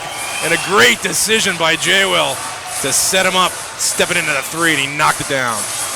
8:15 to go. Here we go. The temperature rising, the intensity rising. Clinkscales rising with the shot. Rebound by Billy White, and Billy challenged on the baseline, and it goes out of bounds. And it's just so demoralizing when time after time, and that was tremendous defense for a bulk of that shot clock. He forced Cliff Clinkscales, who's not comfortable shooting from the perimeter as much as some other guys in this team, into a late shot clock long 2, and you give up that offensive rebound. And this has got to be cleaned up, and cleaned up now. Watson into the hands of Billy White. Denzel Taylor now into the game. Those two guys come together. Billy using the physicality, spinning against a couple of defenders. Little tip back there, and Juan swats it away. Here comes Anthony Anderson. Terry Thomas goes between the legs, taking a look over the floor, trying to get some help, and stepping into him was Watson. Tyrone Watson, coast to coast, can't get it to go. Great job by Terry Thomas to get on his horse and hound from behind. Anthony Anderson to the left hand, followed by Denzel, and it's kept alive by Billy White right on the end line, as my head was like a pendulum swinging back and forth watching that last sequence between both these teams. Terrific efforts back to back, both Antoine Mason defensively, and then Terry not giving it up and wiping that shot a little bit off the rim, but just not enough finish inside right now. And a good foul there by Corey Allman. Antoine had him on his hip, and did a good job to grab him before he got the shot up on the rim. So because the shot was put up, 14 seconds, the shot clock was down to 4, but they reset to 14. 7:10 left to go here in this third quarter. 8-point lead. It's been as big as 15 in this quarter, but Moncton trying to make a little pushback here. Clinkscales, 10 seconds on the shot clock now. Here's Watson. Watson, dribble penetration, floats it in, goes left then right, and he'll go to the line. And he's just looks, got a little extra hop tonight, this Tyrone Watson. This guy he's had, we've known for a long time, he's going to have an operation on his knee at the end of the year to get some stuff cleaned up in there, so he's been playing with pain all year, and he just looks like he's got some extra jump tonight. He was tremendous in the Island series. He finished that series with a triple-double in the 4th game to eliminate them, and he's been great in this series so far, but tonight, just a little extra bounce. He's been easily their best player here as Mr. Watson. He hits another. That puts the lead back up to double digits. Under 7 minutes left in this third quarter. Moncton trailing 2-1. They dearly want to go to Halifax for Game 5, all even at 2. Terry Thomas steps back against Watson. Denzel tried to float in there to give it some help, but it didn't work. Up ahead, nice look, Ramel Brown got it underneath. Couple of players there, everybody getting a fingertip on it. Big battle for it underneath, and it's Anthony Anderson who finally comes away with it. Look at Anthony spinning, lost the handle on it there. Denzel reaches in.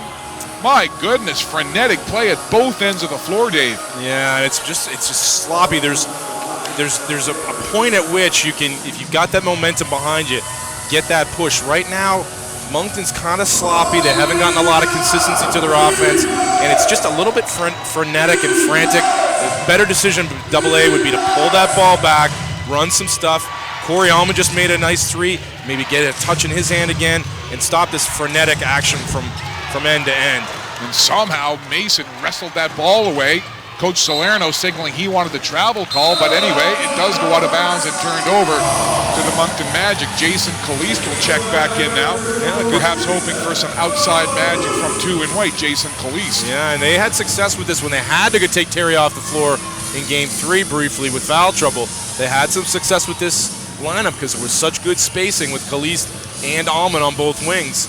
And Patillo got some great looks from Anthony out of this lineup, and there's a great look. Corey Allman one more time from downtown. I talked about it once one goes down, and it was in that run to the end of the second quarter. He got a nice little runner to go, and you see he just gets one to go, a shooter like Allman, and he can get on a run, and these two have been pure in this quarter. And Clinkscales with the smooth move inside. Tough looking shot, wouldn't go, but Cliff Clinkscales showing some special moves right there in the paint.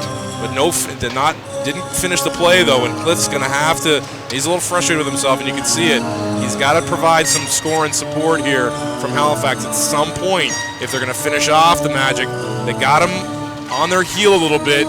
If they're gonna finish him off, Cliff's gonna have to come up with some offense, not just be a support mechanism for the rest of the guys. Anthony Anderson almost stolen by Poole. Oh, Corey sees the opening. Rolls it around. Denzel gets the rebound. And Denzel doing what Denzel does underneath the bucket, and that is suck up rebounds like a vacuum sucking up dirt. Yeah, he's been a little quiet here as Denzel tonight, but we know those hustle points that he earns in spades, and he's got them in his hip pocket. Those hustle stats are all his. That foul on Ramel Brown, his third, and here's Corey with another bucket from outside.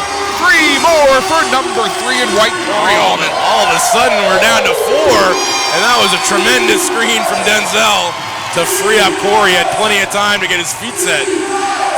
So the lead was as big as 15 early in this third quarter. Down to 4. Billy White tries to answer back, clanks it off the iron, and Juan Patillo, they're friends in the offseason. They've known each other since they were kids in the Vegas area. Billy White and Juan Patillo, and Billy White with the miss, and Patillo with the rebound. Corey Allman again, well downtown. That would have been something had it gone. Patillo flying in. Billy White saves it, and they're going to say it was out of bounds. Magic ball. That was a heat check by Corey, and he's pointing to his chest going probably a little bit too far out. But I don't mind that. If a guy like Corey gets on such a roll, you don't mind that heat check. So it was 56-41 not long ago in this third quarter, a 15-point lead for the Hurricanes, but it's now 60-56 as we've got some discussion going on here just to our left. Coach Salerno was calling that foul before the whistle was even blown. And the referee on the sidelines kind of took exception to it. Hey, let me call the whistle here. So that's 2 fouls on Billy White. Corey again. Corey Allman El Fuego for the young man from the D.C.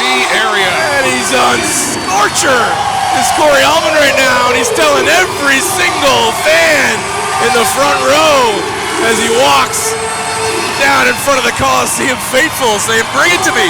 That's an 18-4 run for the Moncton Magic, Dave, and with 4:35 left in the third quarter, it's a 1-point, 1-possession game.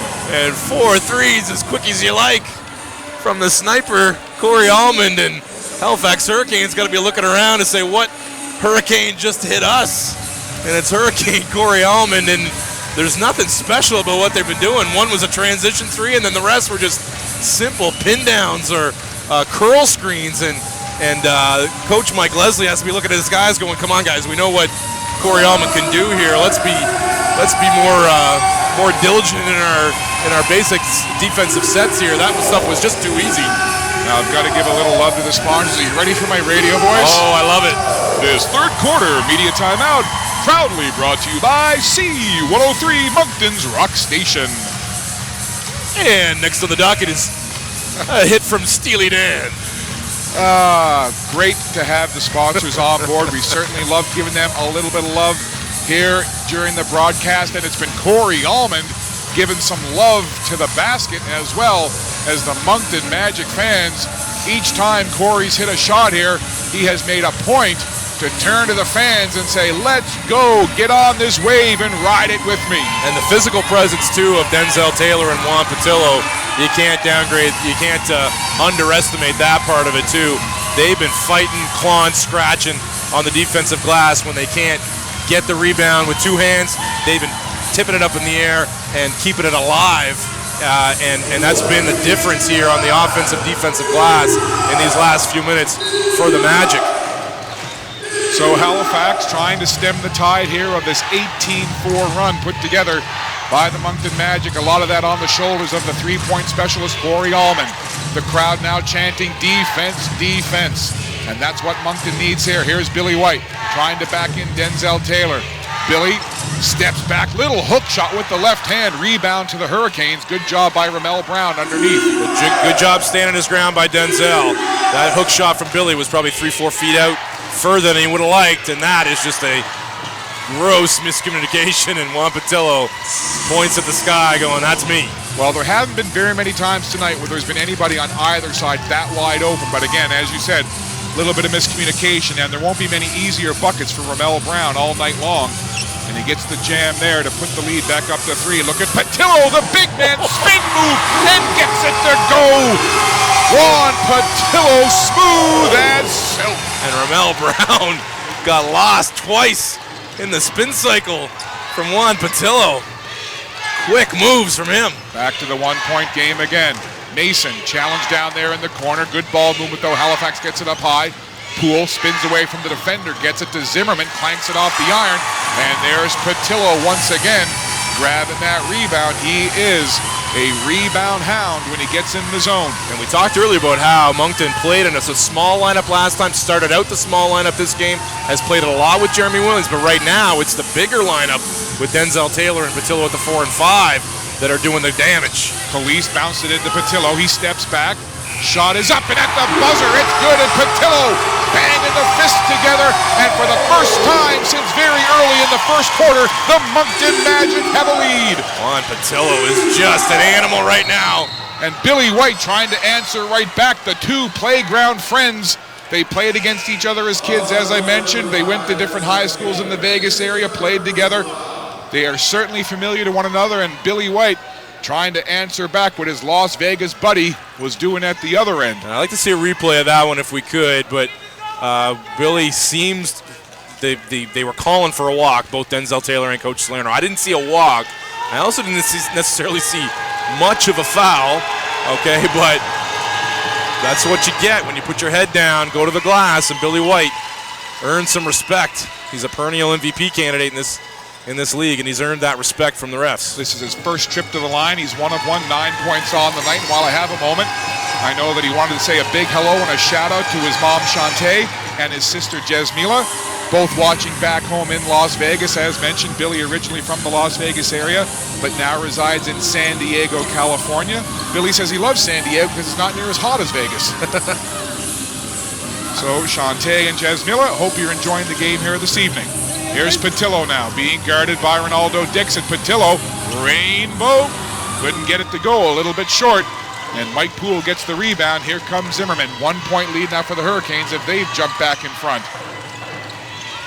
Mason penetrates into the lane, dumps it off to Billy White, zips it baseline, turned over. Here comes Anthony. He's got Caliste on one side, Almond on the other. Jason Caliste! Jason Caliste! The threes are flying fast and furious from everywhere in the third quarter. Well, a wealth of three-point shooters for the guard, Anthony Anderson. He came up the floor. He had Corey to one side, Caliste to the near side. He went to Caliste, and Jason hits the bucket, and that missed there from Zimmerman. Rebound to Patillo, and it's a 2-point lead for the Magic. 66-64, 1:35 to go in the third quarter. Caliste drives into the lane. He's going to get the foul. He'll go to the line to shoot 2, and Coach Joe Salerno up on his tippy toes over there. He likes it. And Scott Squires at the half, one of our topics of at the first quarter break, one of our topics of conversation was the scoreless first quarter of Mr. Caliste and Mr. Almond at the 2 spot for the Moncton Magic. Not so as we make our way towards the third quarter break. Corey Almond, 17 points, and Jason Caliste looking for points 10 and 11. Explosive here from the 2 spot since that first quarter break for the Magic. He misses the first. Moncton outscoring the Halifax Hurricanes 25-14 in this third quarter with 1:33 to go. It's a 2-point lead for the Magic, 66-64. Caliste missed the first. He'll spin that ball 4 times around his waist, and he'll look to go 1 for 2 on this trip. And he hits the second, the lead up to 3, and the largest lead of the game for the Moncton Magic. An appearance now by the Ant-Man Anthony Cox, his first time in a couple of games, coming off that minor concussion that he had. Anthony, you know he was chomping at the bit to get in here against some of his former teammates. A lot of the Halifax fans love Anthony, as we do here in Moncton as well. Dixon, nice move, stepping around. Mason from downtown. Antoine Mason, side of the rim, right into the hands of Denzel Taylor. A great box up by Denzel. He just shoved Billy White all the way to the corner like a gnat. Anthony Anderson checking over quickly with Joe Salerno on the sideline, making sure he knows what they want to run here. Anthony looking for somewhere to go, spins around, now he'll give it to Corey. 5 Corey o'clock. Takes a quick peek at the shot clock, make that 3, screen from the Ant-Man from downtown. Oh me, oh my, Corey Allman can't miss right now. Are you not entertained, says Corey Allman. Got his legs and his arms spread wide. Give me the love. 34 to go, Billy White. Now to Mason. Mason stepping into Anderson, hops into the lane, puts the shot up.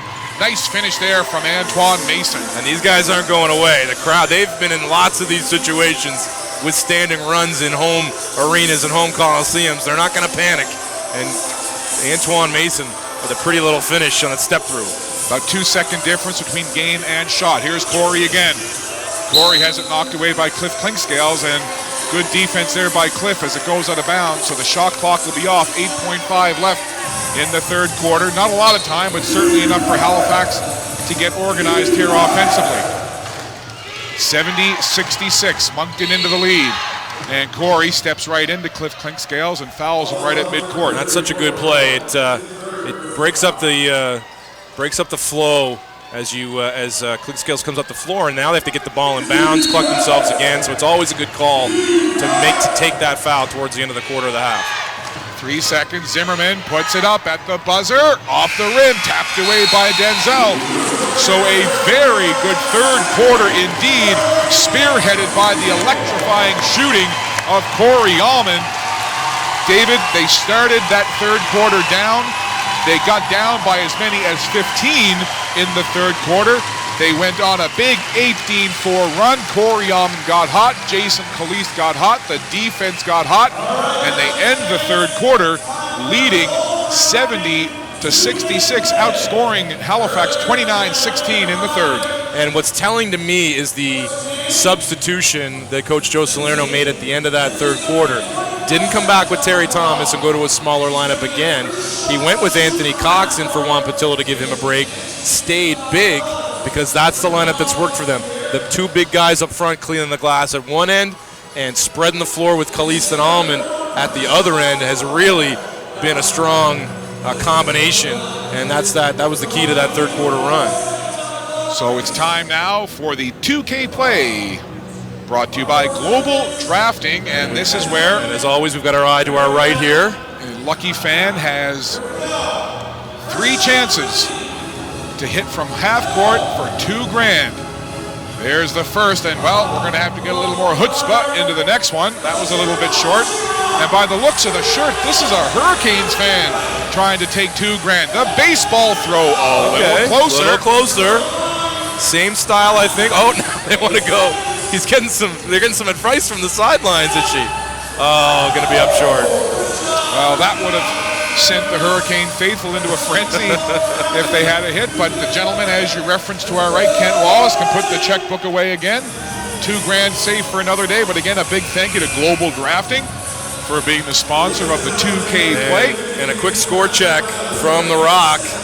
Now 47 seconds left in Game 5 there. Series tied 2-2, and the Lightning have edged back in front 124-122. So a wild finish coming there, and hopefully all those fans join us here for a potentially wild finish in Moncton Coliseum. Listen, regardless of who you cheer for and who you're a fan of, 4 excellent teams, extremely entertaining and talented teams in the Final Four. And not a shock at all that both of these series, the Central Division with St. John's and London, and this Atlantic series with Moncton and Halifax ended up going 7 games. No, it wouldn't shock anybody. So here we go, fans. Get yourselves ready, get comfortable, and be prepared for an electrifying fourth quarter. The Ant-Man takes it in strong. Anthony Cox going right in against Billy White, and Anthony making his presence felt here. And very few players more popular than the Ant-Man, whether he's getting 2 minutes on the floor or 32 minutes, and a special cheer for him as he's been out of the lineup for a little bit, and now he's going to go back to the line and try to finish. And Coach Mike Leslie doesn't like what he saw in the first 15 seconds and goes right back to Ramel Brown for the post. So Ronaldo Dixon heads to the bench. As you mentioned, Ramel Brown wearing those sharp-looking mint green shoes. He's on the floor. Anthony Cox to shoot foul shots. It hits the first. The big man, all 6'10" of him, hits that one. The lead up to 5, largest lead of the game for the Magic, 71-66. We are just underway here in quarter 4 of game 4. Scott Squires, Dave Tingley, and our Moncton Magic TV crew. So glad to have you along wherever you are watching this broadcast. Fans of the Moncton Magic, fans of the Halifax Hurricanes, and fans of the NBL of Canada as well. And Cox flexes right into the face of Tyrone Watson. A little bit of gamesmanship there, all in good fun. He's entertaining to watch. Now, as we know, Anthony Cox formerly played for the Hurricanes. He's also a former Harlem Globetrotter, so he certainly knows the moments to play to the floor and to play to the crowd. 5 on the shot clock from downtown. Antoine Mason slaps the hip and says, "Giddy up with that." They seem to have stolen the post-shot celebrations from the Magic of the Hurricanes. Wonder if that's a message with the Anthony Anderson giddy up and the Billy White phoning home when he makes a 3. Oh, I'm sure that these two teams study each other well. A lot of respect amongst these opponents. And Calise almost double clutched it, puts the shot up. Denzel is there, gets it, tapped it to himself. Great job underneath by Denzel. Calise again. Calise bangs it off the iron. Rebound underneath. Cox was there and had it stolen away. Well, these guys, these big guys, have been the story in this comeback for the Magic. Patillo, Taylor, and Cox. Here's Mason now. He's been a big story for the Halifax Hurricanes. Takes it in strong, bouncing around, pinballing off of everybody. Last touch by Antoine Mason, so that'll stay with the Magic. More fight down there, and both squads not leaving any stone unturned on the glass. Everybody's going to every shot on both teams, and it's going to be a battle down there. Each and every board the rest of this way. Moncton shooting 45% from the floor on 27 of 60 shooting. Halifax just over 43% on 28 of 65. And another late shot clock. Look at Anthony, penetrates into the lane, floats it up. He likes that shot, gets his own rebound. Anthony now will just strut back up toward midcourt with a fresh shot clock and 10 minutes to go in the 4th quarter. Ramel Brown out on Anthony Cox. Cox, look at the dribble penetration from the big man, floating around, puts it up. And he'll go to the line to shoot 2, and that is a point guard-like move there by the big man, Anthony Cox. Yeah, he was so excited to get into this game. You could see, couldn't sit still during our pregame interview, couldn't stand still. And he must have been chomping at the bit through that entire first half, and he's certainly bringing the energy since he's got on the floor. He's not known for his dribble penetration, but he doesn't care. He's getting that ball into the paint. So Cox, he hit a couple on his only other trip. He's 2 for 2. And rattles that one off the iron. So make him 2 of 3. Look to get the back end here. 72-69, Moncton Magic lead. 9:54 to go in quarter 4. It'll be fascinating to see what the substitution pattern here is in the 4th quarter for the Magic. Almond, Caliste, and Anderson have been on the floor a long time together. Of course, Juan Patillo is going to get some minutes in this 4th quarter, as is Terry Thomas. And how does he play those minutes out? And who does he close the game with? So Cox 1 of 2 on that trip, 3 of 4 from the line on the night. And while Anthony was shooting, we'll finish that thought in a minute as we see Antoine Mason go skyward. Shot's no good, rebounded by the Magic. Here comes Anthony Anderson. Tremendous by Cox to play without fouling, getting up in the air and being vertical. Tried to feed it inside. It goes to Denzel. Nice look inside. Caliste to Cox. The shot no good. That would have been some finish, but what a pass inside by Caliste. Gorgeous. The other high way, where only Cox could catch it too. Here is Billy White now floating in with the pretty move. The big man for the Hurricanes, looking athletic as he gets that shot to drop. We talked about it. Halifax too good, too smart, too experienced to get down and hang their heads after that Magic run. You knew they had another run in them. Denzel Taylor gets that ball, gives it right back to Corey Allman. Corey had it knocked up into the air. Ramel Brown was there defensively. But just to finish that thought from a moment ago, that last trip to the line by Anthony Cox, I would have loved to have had a mic in between Corey Allman and Billy White. They were just standing there waiting for the shots, and they were having quite a conversation. It looked all to be friendly, but would love to be able to have or hear some of those conversations that take place. We could mic up these guys. We would love that. That would be, I don't know if it would necessarily be family friendly, but it would be a show into itself. Absolutely. Put it on YouTube later, put a R rating on it, and have a good time. The old NSFW. Billy White over on that right wing side. Denzel out on him. Billy tries to penetrate into the paint, dishes it off to Watson. He's in trouble on the baseline, tries to make a move. Had two defenders there, Denzel Taylor and Jason Police. And the defense too strong. And Anthony now will bring it up the floor for the Moncton Magic. And Denzel Taylor says definitely not. From weak stuff. Kalist inside to Patillo. Watson is on him. He's got to take him. He's got to back him in and take him. Patillo steps back against the defense. Shot is good from 7 feet. And Joe Salerno, even though he's happy with the bucket, he's saying that there should have been some kind of call on the contact with Watson on Patillo. And he is going to be ultra physical down there. He's not going to give any ground. Is Tyrone Watson. And Billy White, my goodness, how athletic is 23 in blue Billy White. Just a treat to watch him play. Yeah, and he's got that 1-2 dribble spin move that he loves to go to, and you know what's coming? Still hard to stop. Patillo, 20 feet, he likes it. Bangs it in, and then it goes out, and then away from the play underneath. Denzel Taylor down to the floor, and good sportsmanship there as Billy White comes over along with Jason Kalist to help him up. Yeah. Billy's not a popular player with opposing fans, but I think Billy takes that as a compliment, and he should. And as a commentator, I love the guy. He was my pick for regular season MVP this year was Billy White, and he's a little bit underrated because he doesn't get those accumulated stats because they've got so deep in the front court, but he's tremendous, and yeah, he's got an edge to him. That pass inside, Mike Poole has checked into the game and got a hand on it there and comes over and rips it right away from Denzel Taylor. So there's Mike Poole being that fly in the ointment for the Magic again. And he's been super quiet tonight as Mike Poole, but again, these backcourt guys for the Halifax Hurricanes, all they need is one good thing to happen, and it seems to get their feel back, and Mike Poole is going to be dangerous in this fourth quarter.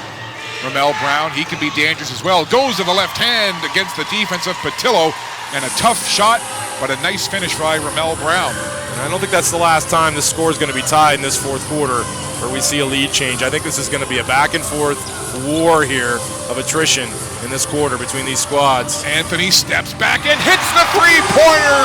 The floor general leads by example right there with the long distance three. And a tie game. Now a lead for the Magic, 78-75, 6:35 to go. That's big guts from the living legend. Hasn't gotten much to go down as Double-A, but a big spot, a big three. Zimmerman now puts it on the floor, dribble penetration into the paint, dishes off baseline to Brown, and Brown makes the tough move, gets the hoop to Herm, and Ramel Brown will go to the line. Yeah, to tie it back up. Shocking surprise. And as we approach the mid-quarter timeout here that we're going to have, the sponsors timeout, Denzel Taylor's going to get himself a break, but I suspect he's going to be going back in, and we haven't seen Terry Thomas, and this is what I was interested in, how Coach Salerno would play with Terry Thomas. When he went off the floor, they made their surge, and of course that's not a comment on him, that's just a comment on how the game's played, but it's going to be tough for Coach Salerno to leave a guy like Terry off the floor for this entire fourth quarter, but we'll see how the game goes. So Brown does indeed complete the three-point play. That's 15 on the night now for number 9 in blue, Ramel Brown. And we again are tied. 6:11 left to go.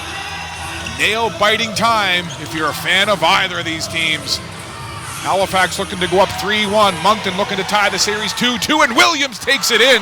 Couldn't get the shot. Mike Poole grabs the rebound, and Clinkscales now will just calmly bring it up the floor for the Halifax Hurricanes as we are inside 6 minutes in regulation. That was a great defensive possession from the Hurricanes, and there, on cue, Mike Poole, I talked about it. He only needs one to go to get that feeling back and start talking. So the Halifax Hurricanes leapfrog into the lead now. That three-pointer makes it a three-point lead, and there's Patillo from the side. Shot goes across the front part of the rim, and it's rebounded by the Hurricanes. And again, he's settling a little bit, is Juan, for those perimeter jumpers. 5:18 left. Here's Poole again. Tried to get it over into the middle. Corey Allman intercepts it, and Anthony Anderson will bring it up over the timeline for the Magic. Double-A into the paint, goes to the left hand, and he'll get the hoop and the Herm, and now a chance for a three-point play to tie it back the other way. The other way, of course. And we'll see who Terry's going to be going in for. I suspect it's going to maybe be, Anthony Anderson. And the just went final on the Rock did Game 5, and the London Lightning pull out a huge 130-127 win on the Rock to go back home to London for the final two. And St. John's needs to win them both. Well, don't count out the St. John's edge. There's one thing we know with that series is that home court hasn't necessarily meant that the home team's going to win. It'll be interesting to check out Game 6. And right here in Game 4 of this one, this media timeout right now with 5:06 left to play is brought to you by Quality Concrete as we take a look at the dance cam and they play the chicken song here. Dave, can you do the chicken dance? I can do the chicken dance. The question is, will you? I will not do the chicken dance. Me either. We'll leave it up to the fans. I got chicken dance moves you ain't never seen, though. Let me tell you. Well, hopefully we'll not have to see that on a Moncton Magic broadcast, but that's a story for another day. 5:06 left to play here in this fourth quarter, and I emphasize regulation because the way that this fourth quarter has gone, it would not at all shock me, Dave, to see a little OT. Yeah, we've seen it before to these teams on 2 occasions. And these guys, I think it's, like I said, I think it's just going to be a war. I think it's going to be a back and forth. I don't think you're going to see anybody run away from anybody here. 2 incredibly tough-minded teams that have gone back and forth at each other.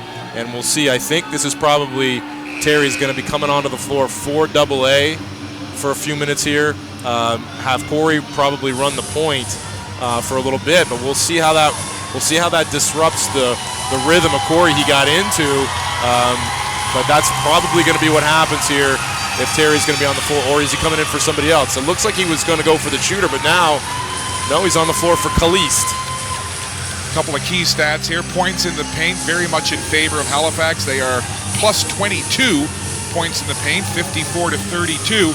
3-point shooting, Moncton 60% on 12 of 20. Halifax much colder, 23.5% on 4 of 17. And as we see Anthony Anderson go to the line, he will look to increase his point total there. He's only got 5 on the night, but he has played another solid game here for the Magic. He's made a bigger impact than 5 points would tell you, that's for sure. But I like the decision by Coach Salerno to take Caliste off, to maintain Anthony as the primary ball handler, to give Corey a chance to play off the ball a little bit and get that shot going here again as we get late into the fourth quarter. But I think we'll see Caliste again before the end of this game. We cross inside 5 minutes, 4:57 to go. That free throw by Anthony, that was his first trip to the line, so he is 1 for 1. Make it 6 points on the night now for Anthony, and again, we are tied. The look on Coach Salerno's face, and I agree with him here, they're going to give Tyrone Watson, Jeremy Williams, a reach-in on Tyrone Watson after all the battling and pushing and shoving that's gone down on both ends of the floor. A little touch foul here with 4:50 left on the clock in the fourth is a little bit much. So Billy White, 2 seconds on the shot clock. He goes right into Patillo, into the corner. At the buzzer, they would have counted. The referee said it would have been good, but the shot misses. And here come the Magic. We are tied with 4:33 to go. Just a great closeout there. And that defensive possession, which was solid in a great way. And here it goes. Patillo couldn't quite handle it. You could see what they wanted. Anthony's eyes got big and round as he saw Juan cut to the basket. And Patillo, maybe just a little anticipating it too early, got up ahead of the ball, couldn't corral it. And the Hurricanes dodged the bullet there, come back the other way. And I think you're starting to see some heavy legs from guys that have played big minutes. And speaking of big minutes, Mike Poole drains another big 3. Mike Poole, once again, his total now up to 8 points on the night, 2 of 3 from outside the arc. Anthony Anderson, will he look for Juan one more time? Gives it off to Terry instead. There's Terry, the running back, lower in the head. Goes strong into the lane. And wait to see, they're going to call the foul on Mike Poole. Mike Poole was trying to say that was a travel, but the foul goes on, Mike, and then right in front of us, that was kind of cool. Joe Salerno, the coach, comes over to give a hand to Denzel Taylor to help him up off the floor, and Denzel checks into the game. And that's 4 on Mike Poole, and looks like they are going to come back with Antoine Mason. But for Zimmerman, though, and Zimmerman leaves only 2 for 8 on the night, and so he's been struggling a little bit, and it's Mike Poole, the guy that's going to stay on the floor and try to close this deal for the Hurricanes. 4 fouls on Mike Poole. So 13 on the shot clock. Anthony Anderson being watched by Mason. Now it's Corey Allman. Cliff Clinkscales playing the tough D, leaning into Corey. 5 seconds on the shot clock. Corey has to make a move, trying to step back, puts it up, bangs off the rim at the buzzer, and Corey thought there was a whole lot of contact, put the hand up, looked toward the referee, but that was some tough defense there by Cliff Clinkscales. That's why that last foul on Jeremy in the post-up was so frustrating, because they're letting all that physicality go, and they've done it all night. It's not been just in this fourth quarter. Billy White kicks it out to Mike Poole, thought about the shot, puts it on the floor, goes inside, and Poole gets the floater to go as he just cut through the Moncton defense like a hot knife through butter. Yeah, he's been the guy here late. That's 8 big ones for him coming into this quarter. Just 2 points on the night. Virtually silent, but he's been huge. Here's Anthony now. 5-point lead for the Hurricanes. Moncton needs some points here. We are 2:48 left. Time now starts to become an issue, especially when you're trying to come back. And Terry Thomas takes it in there, and Tyrone Watson with the strong defense underneath. They call jump ball, and the possession arrow is with the Hurricanes, it looks like. And now you're going to see here. Now this is a spot where if on a less experienced team, more prone to panic, might be in trouble here themselves. But I think, again, veteran Moncton squad, they know how they've been in plenty of these situations. They just look each other and they say, let's get a stop. And they need to be, as they were the other night, the tougher team late. So here we go, 2.5 left. Poole steps back, thought about the shot, almost turned it over, but Clinkscale saves the day on that one. Here's Mason now, shoves off Anderson. Denzel Taylor comes out to protect him defensively, and Mason steps right into Denzel, wanted the call at the shot clock buzzer, all kinds of contact, but no whistle, and a fresh shot clock for the Hurricanes. So all the contact, no whistle, but it works out for the Hurricanes. That was flypaper defense from Denzel Taylor. If anything, that was an offensive foul on Antoine Mason. And Clinkscales goes in. There it is. Cliff Clinkscales in big moments. Big players make big plays, and Cliff Clinkscales has been doing things like that for many, many years in Halifax. And I said it, he's going to need to step up and make a big play at some point if he's going to help carry this team through and not just be a constant decoy. And there it was. He got his opportunity, and he took it with both hands. So timeout called here by Coach Joe Salerno and the Moncton Magic. 1:58 left to go in quarter number 4. And the Halifax Hurricanes are doing to the Moncton Magic in the fourth quarter what the Magic did to Halifax in the third quarter. Right now, the Halifax Hurricanes outscoring the Moncton Magic 22-11 in this fourth quarter. And it's a mausoleum in here. And with the Magic in possession, if they want to get their crowd back on their side, I think you're going to see the best offensive stuff that Coach Salerno's got in his playbook, I think, here. And I think he might go back to Jason Caliste if I was a betting man. But no, it looks like he's staying with the same lineup. But there's definitely going to be some movement for Corey Allman to get freed up here. Try to bang in a 3. That'll probably be the first option of whatever he's got going here. Leading scorers for the Halifax Hurricanes, Tyrone Watson with 20 points, Antoine Mason 16, Ramel Brown 15, Billy White with 14, Mike Poole with 10. Those are the double-digit scorers. And your double-digit scorers for the Moncton Magic, Corey Allman with 20 on the strength of 6 of 9 from outside the three-point line. Juan Patillo with 19, Terry Thomas 14, Jason Caliste 10.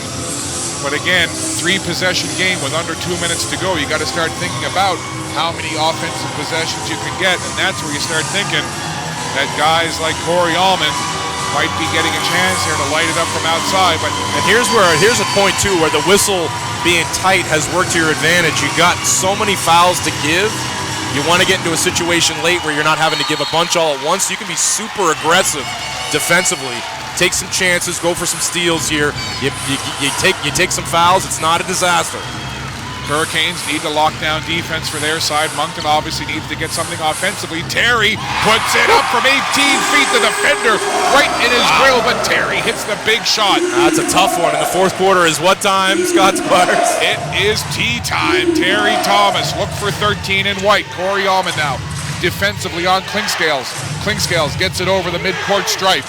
Antoine Mason on the right wing, dumps it off to Watson. He swoops around with the ball, turns to face the basket now, gives it off to Cliff, 7 seconds on the shot clock.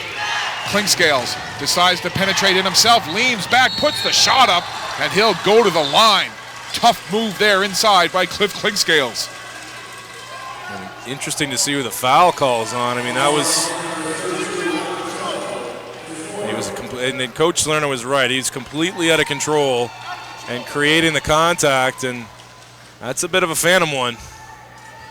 But again, if you get the ball in the paint, good stuff happens, and Corey's going to be kicking himself for allowing Clinkscales to beat him off the right-handed dribble and get in there, and it's going to be 2 big shots at the line here for Mr. Clinkscales. Well, all of the trouble that the Halifax Hurricanes from the free throw line in Game 3 have gone away here in Game 4. They are 11 of 11, 100% from the line. And Cliff Clinkscales has a chance to keep that percentage going. And, well, there it is. So make that 11 of 12 on the game for the Hurricanes. But again, one more shot here from Clinkscales. The lead stands at 5. Jeremy Williams getting ready to check back into the game. Crowd getting loud now, trying to get into the ear of Clinkscales. Cliff, he misses both. 2 big misses right there for the Halifax Hurricanes floor general. 5-point lead, 2-possession game. 1:16 to go, and away from the ball, Corey Allman down to the deck. And we'll see what the call is, see who gets the foul. And Antoine Mason being super aggressive on that cut from Corey Allman, and that's going to give him 3 and the team 6. So that's going to be a big one. Coach Mike Leslie up off the bench for the Hurricanes, signaling into play what he wants his team to do here defensively. 1:16 to go. And they got to be careful. They can't foul. It's Tyrone Watson playing little games with the sponsorship ads on the floor over there. Here's Corey now. Double team, turnover, strong defense. Clinkscales and Mike Poole force the turnover, and all Corey can do is look to the sky. Now they can't hang their heads. This is you get to stop here. A 5-point game. You're still in business. Under 60 seconds, 54 to go in this 4th quarter. Halifax looking to take a stranglehold on the series. Clinkscale spins in the paint, puts the shot up. A tough one. Patillo gets the rebound, and the Hurricanes couldn't get points there, and here come the Magic. Anderson behind the back, swings it over to Jay Will. Williams penetrates, floats it up, can't get the shot to go. Rebound is there. Jeremy had it for a moment, and Mike Poole, there he is again, that man in blue, wearing number 10, causing all kinds of headaches for the Magic. Yeah, and they're just going to have a chance to, as long as the Hurricanes make their free throws, this is going to be a game 4 victory here for them. But they've got to see, the problem with the Magic now is they didn't give enough fouls with a couple minutes left, and now they're going to have to give a couple before they send them to the line. And they do indeed. Patillo and Anderson were both there, and they foul Mason. They got to give one more. This is why I expected on those late shot clock possessions the Magic to take some chances, double team the ball, go for some steals, try to take the ball away from the ball handler. Wouldn't have been any pain in doing that, needing to give 3-4 fouls to get into exactly the spot they are now. So Coach Mike Leslie calls timeout for the Halifax Hurricanes. 26.2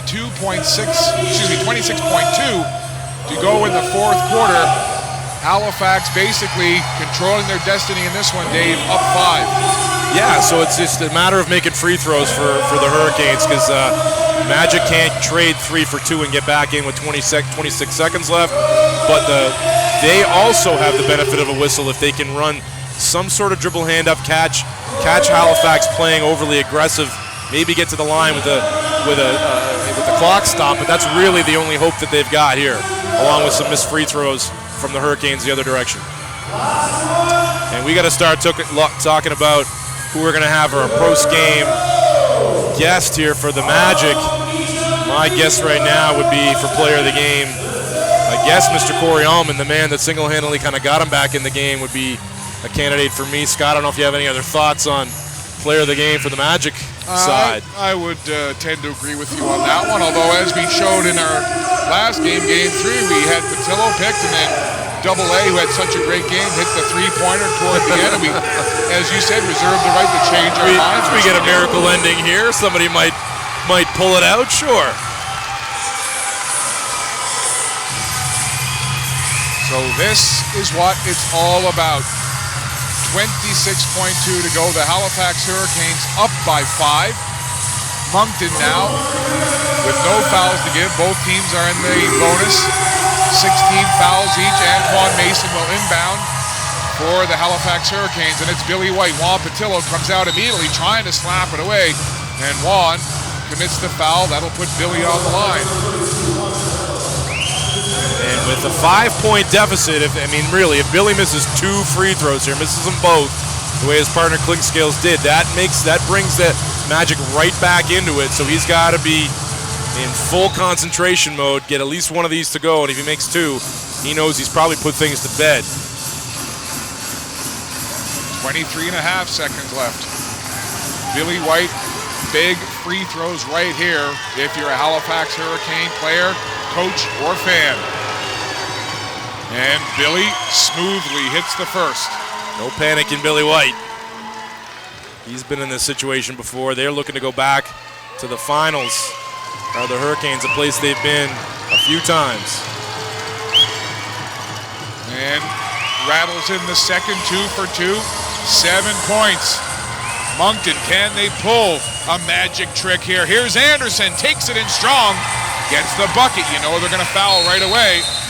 And that was, look, as Halifax plays this game out, they don't want to put the Magic on the line and play it and stop the clock and have them score with no time coming off. But you also don't want to make it, there's a line you got to walk. You also don't want to make it that easy, because now if you miss 2 free throws again, the Magic are again right back in it with 17 seconds left. That's plenty of time to get a shot to go and put them back to the line. So you don't want to foul, but you don't want to make it that easy. You want to defend them a little tougher than that, make them work for it a little bit. Well, basketball, a funny game. We talked in Game 3 that for the most part during this season, the Halifax Hurricanes have been an exceptionally successful team in terms of third quarter output, and it's the Moncton Magic who have been a fourth quarter team all year, and that's kind of played out in this series. But tonight it has been role reversal from that point of view. Moncton outpaced and outscored Halifax 29-16 in the third quarter, but as mentioned, the Halifax Hurricanes have flipped the tables on the Moncton Magic here in the fourth quarter, 24-15. They've outscored Moncton by 9, and they lead by 5 with 17.4 to go.